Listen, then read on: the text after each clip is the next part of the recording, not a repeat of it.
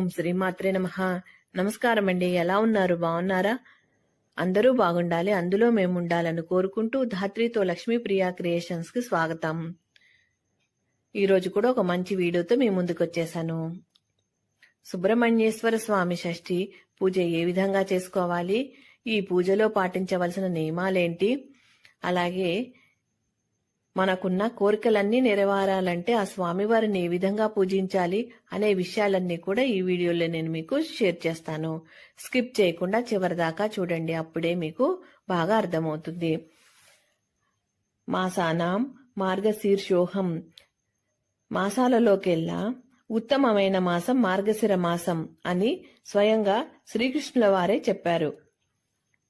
మార్గశిర మాసంలో అంటే ఈ సంవత్సరం 2022వ సంవత్సరం నవంబర్ 29 మంగళవారం షష్ఠి. మార్గశిర మాసంలో వచ్చేటటువంటి శుద్ధ షష్ఠిని సుబ్రహ్మణ్య షష్ఠి అంటారు, స్కంద షష్ఠి కూడా అంటారు.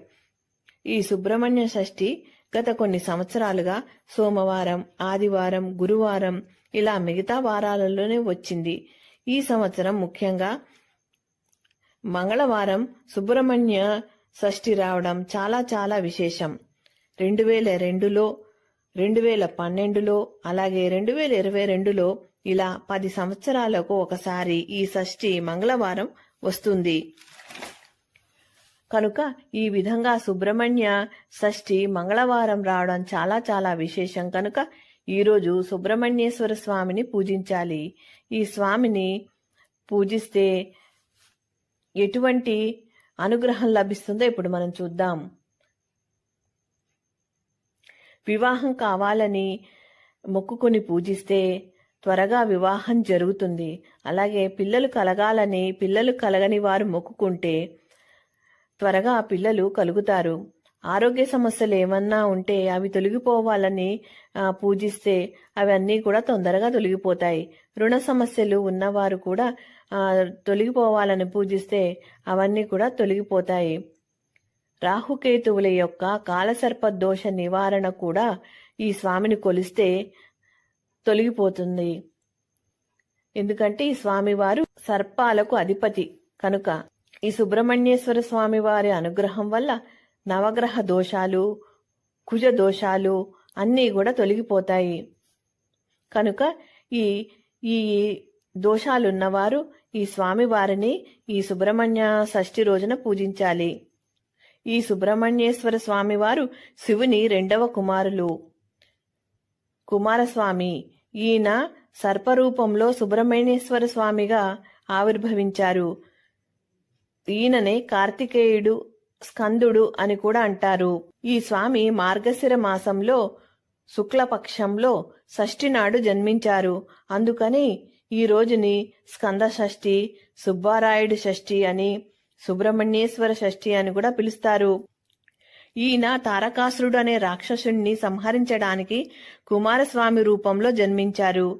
పురాణగాథల ప్రకారం కుమారస్వామి జననం ఈ విధంగా చెబుతారు.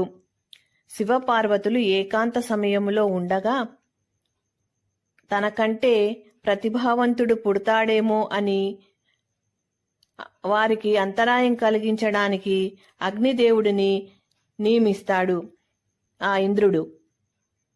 అగ్నిని చూసిన శివుడు పార్వతికి దూరంగా వెళ్తాడు.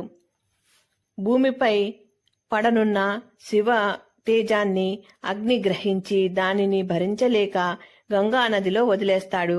గంగ దానిని తీరంలోని రెల్లు పొదల్లో వదిలేస్తుంది. ఈ విధంగా శరవణంలో జన్మించడం వల్ల శరవణుడయ్యాడు. కృత్తికలుగా పిలువబడే 6 మునికన్యలు బదరీకవనం తీసుకెళ్లి పెంచటం వల్ల కార్తికేయుడు అని పిలువబడతాడు. ఈ కార్తికేయుడు సుబ్రహ్మణ్యేశ్వర స్వామిగా ఎలా మారాడు అంటే శ్రీవల్లి అనే నాగకన్యను వివాహం చేసుకొనుటకు సుబ్రహ్మణ్యేశ్వర స్వామిగా అవతారం చెందారు. ఆ తర్వాత వీరిద్దరి వివాహము జరిగింది. ఈ రోజున సుబ్రహ్మణ్య షష్ఠి అని అంటారు.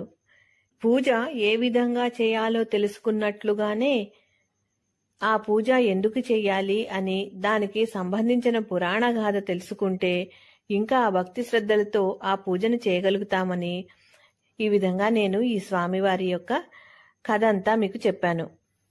ఈ స్వామివారిని పూజ చేయటానికి ముందుగా ఒక పీఠాన్ని ఏర్పరచుకోవాలి. ఆ పీట పైన ఇలా ఎర్రటి వస్త్రాన్ని పరుచుకోవాలి.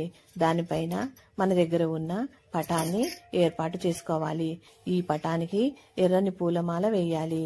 ఈ స్వామివారికి ఎరుపంటే ఇష్టం గనక ఈ విధంగా ఎర్రని వస్త్రాన్ని పరిచి దానిపైన పటాన్ని ఏర్పాటు చేసుకుని ఆ పటానికి ఎర్రని పూలమాల వేసుకుని అలంకరించుకోవాలి. స్వామివారి వాహనము నెమలి కనుక ఆ నెమలి ఈకలని నేను పూజలో పెట్టుకుంటున్నాను.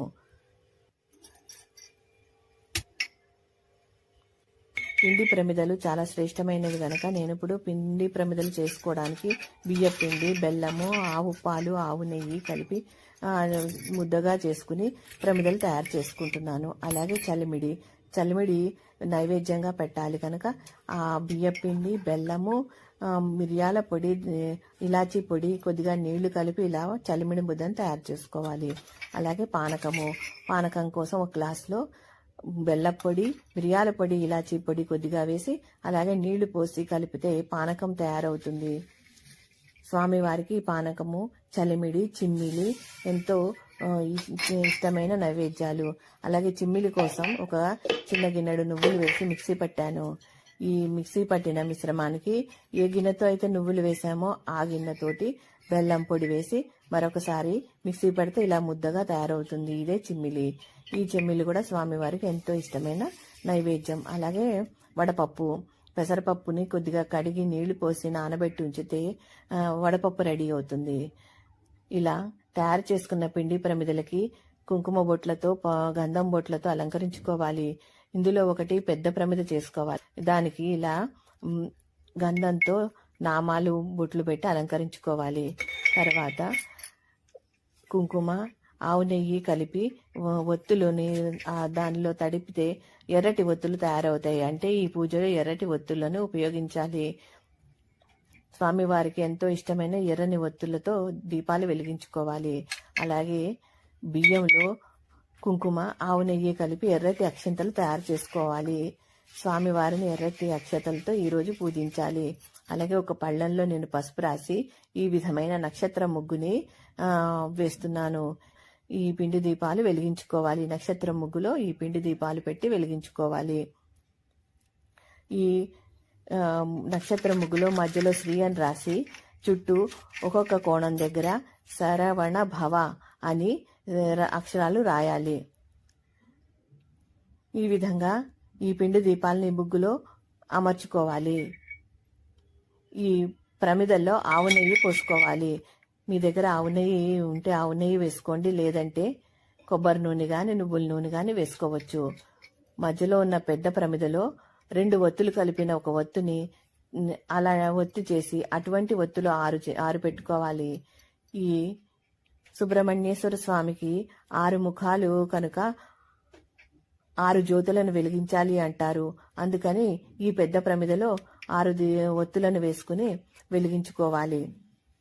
మిగతా వాటిలో ఒక్కొక్క ఒత్తి చొప్పున 2 కలిపిన ఒత్తి 1 చొప్పున వేసి వెలిగించుకోవాలి. ఏ పూజకైనా ముందుగా విఘ్నేశ్వరుని పూజించాలి. ఈ పూజలో ముందుగా తమ్ముడు గారి పూజలో అన్నగారిని కూడా మనము ప్రతిష్ఠించుకోవాలి. అన్నగారంటే విఘ్నేశ్వరుడండి. ఇక్కడ కుమారస్వామి తమ్ముడు గారు గనక అన్నగారు విఘ్నేశ్వరుణ్ణి మనము ఈ విధంగా ఒక పీఠం మీద ఏర్పాటు చేసుకుని పూలతో అలంకరించుకోవాలి.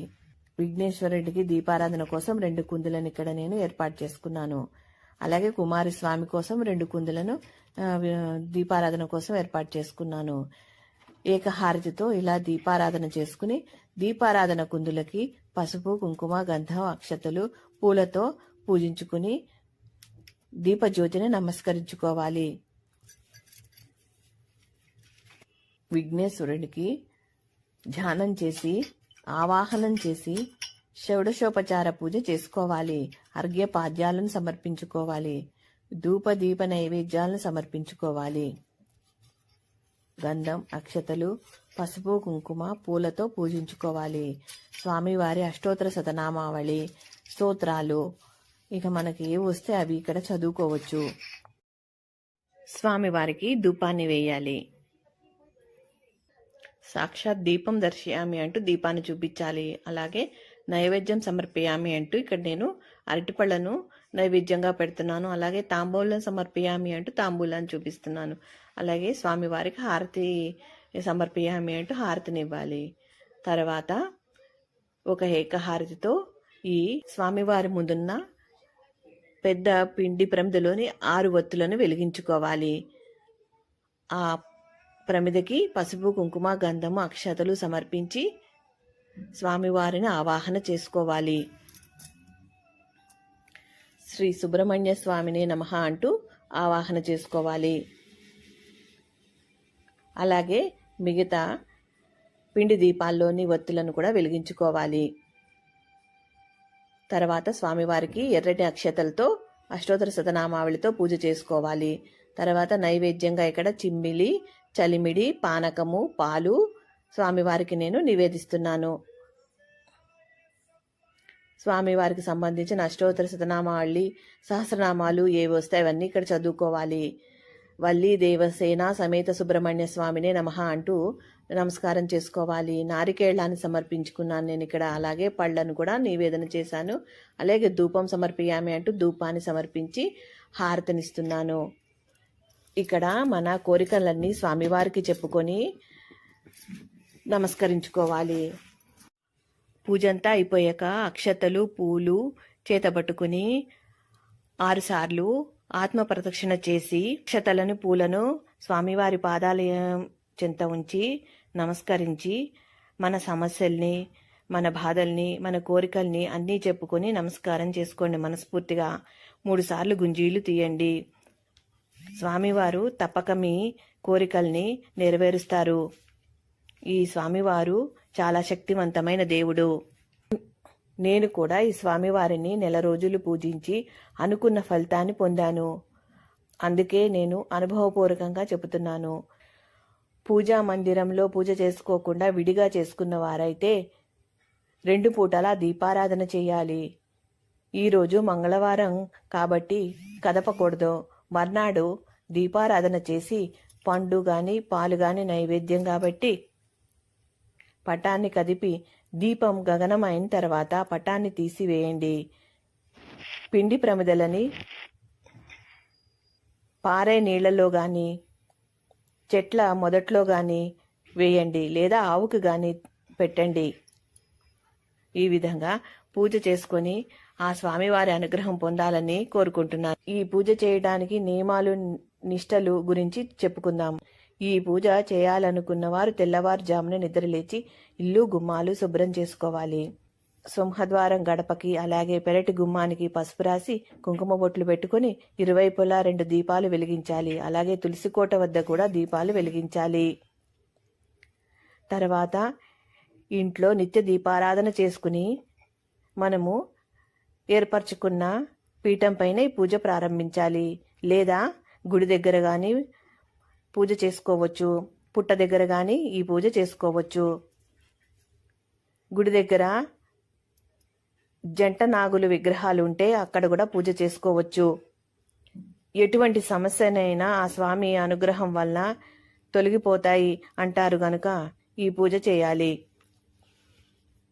మీ దగ్గర సుబ్రహ్మణ్యేశ్వర స్వామి వారి విగ్రహం ఉంటే పంచామృతాలతో అభిషేకం చేయండి. సంతానం కలగని వారు ఆ అభిషేక జలాన్ని తీర్థంగా తీసుకుంటే సంతానం కలుగుతుందని అంటారు. పంచామృతాలు లేవు, చేయలేము అనుకున్న వారు పాలతో అభిషేకం చేయండి. పాలు కూడా లేవు అనుకున్న వారు శుద్ధ జలంతో అభిషేకం చేయండి. ఇక విగ్రహాలు, పటాలు ఏమీ లేనివారు బియ్యపిండితో సర్ప ఆకారం చేసి పూజలో పెట్టుకుని పూజ చేసుకోవచ్చు. నాగుల చవితి రోజున పుట్టకు పోయి పాలు పోయడం కుదరని వారు ఈ రోజు కూడా చేసుకోవచ్చు.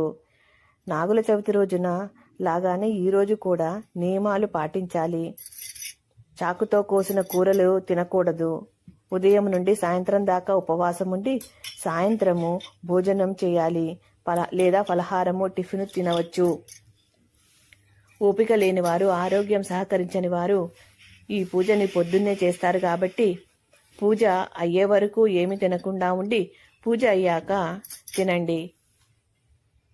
పప్పులు, నిప్పులో కాల్చిన కూరగాయలు, పెరుగు మాత్రమే తింటారు, లేదా పులగం వండుకుని తింటారు.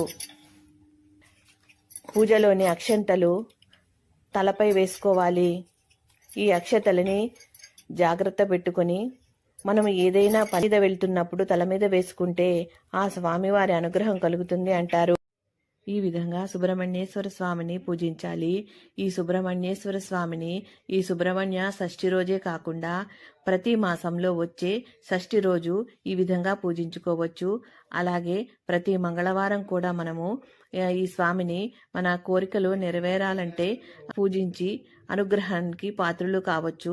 ప్రతి మంగళవారం 3 మంగళవారాలు లేదా 5 మంగళవారాలు ఇలా ఎన్ని మంగళవారాలు చేయదలుచుకుంటే అన్ని మంగళవారాలు పూజ చేస్తాము తండ్రి అని సంకల్పంలో చెప్పుకొని పూజ పూర్తయిన తర్వాత ఈ విధంగా పూజ చేసి ఆ స్వామివారి అనుగ్రహాన్ని పాత్రులు కావాలని కోరుకుంటున్నాను. అలాగే సుబ్రహ్మణ్య షష్ఠి రోజున శ్రీ వల్లి దేవసేన సమేత సుబ్రహ్మణ్యేశ్వర స్వామి వివాహం జరుగుతుంది. పెళ్లి కుదిరి ఆగిపోయిన వాళ్ళు, చాలా కాలం నుంచి పెళ్లి కుదరని వాళ్ళు ఈ వివాహం తిలకించిన, పాలు పంచుకున్న శుభం జరుగుతుంది, త్వరగా వివాహం జరుగుతుంది అని పండితులు చెప్తున్నారు. తీరని కోరికలు ఏమన్నా ఉంటే ఈ స్వామిని మీరు కూడా ఈ విధంగా పూజించాలని కోరుకుంటూ ఈ వీడియో మీకు నచ్చింది అనుకుంటాను, బాగా ఉపయోగపడింది అనుకుంటాను. ఈ వీడియో కనుక మీకు నచ్చితే లైక్ చేయండి, షేర్ చేయండి, సబ్స్క్రైబ్ చేయండి, బెల్ ఐకాన్ని క్లిక్ చేయండి. మరో మంచి వీడియోతో మళ్ళీ కలుస్తాను. నమస్కారం. Thank you for watching.